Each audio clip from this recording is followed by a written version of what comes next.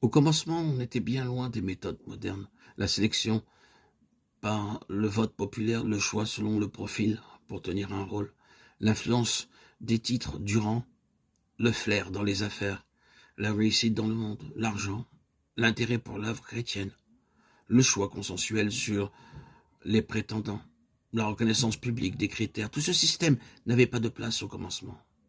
Et tout cela causera des problèmes tôt ou tard, et c'est une chose dangereuse pour ceux qui sont impliqués dans tout cela. Au commencement, un problème pratique et simple s'est posé. Certaines veuves étaient négligées dans la distribution qui se faisait chaque jour. Acte 6.1. La question était de savoir comment on pouvait faire pour les aider et répartir équitablement les ressources disponibles de la communauté.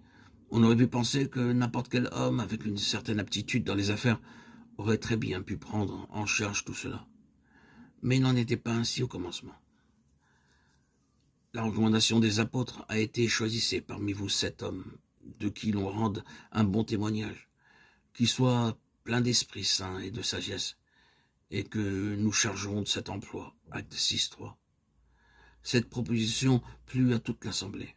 Ils choisirent Étienne, homme plein de foi et d'Esprit Saint, Philippe, Procore, Nicanor, Timon, Parménas et Nicolas, prosélytes d'Antioche. Ils les présentèrent aux apôtres qui, après avoir prié, leur imposèrent les mains. Acte 6.5-6. Cette affaire fut considérée avec un soin scrupuleux. Et le principe essentiel qui avait été considéré, c'était plein d'Esprit Saint. Et tous pouvaient le constater. Dans cette circonstance assez élémentaire, l'impératif était d'avoir des hommes spirituels et reconnus en tant que tels par tous. Ce n'était pas leur fonction qui leur donnait cette capacité, c'est ce qu'ils étaient en eux-mêmes, avant d'avoir été chargés de ces choses élémentaires. Évidemment, ils l'avaient démontré dans l'Église, et été approuvés par l'Église, avant même d'avoir été nommés.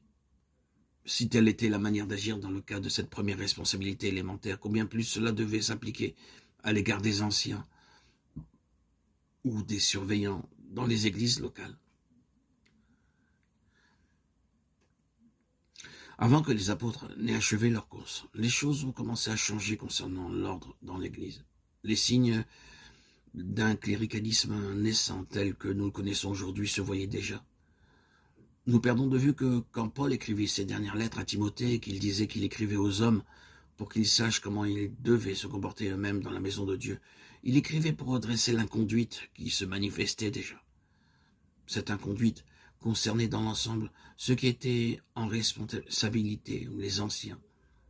Paul corrigeait le fait que les anciens n'étaient pas juste des officiels, mais qu'ils étaient essentiellement des hommes spirituels, des hommes avec une mesure spirituelle et non pas des novices dans ce domaine.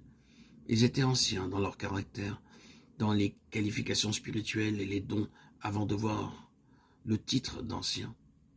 Une fois avoir eu ce titre, le titre ne faisait jamais d'un homme un ancien. S'il n'est pas déjà cela, aucun titre ne fera jamais de lui un ancien. Il en est ainsi pour les hommes responsables comme pour les églises. C'est la présence et la mesure de Christ qui en fait déterminent tout. Nous n'avons fait que montrer du doigt un principe vital. Il est vital dans le sens qu'il déterminera la mesure de vie, le cours et la destinée de tout ce qui portera le nom du Seigneur.